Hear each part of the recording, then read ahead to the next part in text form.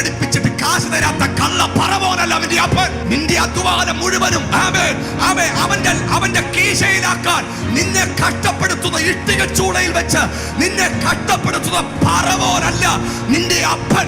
നിന്റെ അധ്വാനത്തിന് അനുസരിച്ചല്ല, അതിനെ കവിഞ്ഞ് നിനക്ക് മാന്യത തരുന്ന അവന്റെ പരിപാടി നിന്നെ എങ്ങനെയെങ്കിലും ഉപയോഗിച്ച് അവസാനം കളയുക എന്നതാ. നിന്റെ ആരോഗ്യത്തെ മറ്റോ ചൂഷണം ചെയ്തിട്ട് നിന്റെ വേസ്റ്റ് കൊട്ടയിൽ ഇടുന്നത് അവൻ പറവോന്റെ പദ്ധതി.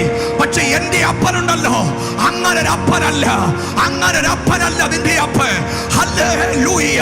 നീ കൊടുക്കുന്ന വിലക്ക്, നീ കരയുന്ന കണ്ണുനീരിന്, നീ പ്രാർത്ഥിക്കുന്ന പ്രാർത്ഥനയ്ക്ക് നിന്റെ 10 വർഷം പോയി, നിന്റെ 5 വർഷം പോയി, നിന്റെ 2 വർഷം പോയി, നിന്റെ 1 വർഷം പോയി.